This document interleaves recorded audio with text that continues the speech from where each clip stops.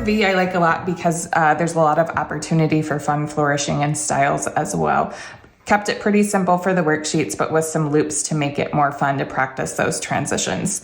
So for the straight up and down one, we're gonna come up light, heavy, and then second stroke, come up light. This one will come down heavy, up light, heavy, light. And then this is one where I might go light, heavy, light, kind of do some fun flourishes. And then this one again, you could do heavy, light, and keep it. You can start to exaggerate it, or just to show you the difference between keeping this second part all light versus light and heavy. For the slanted, we'll start right here.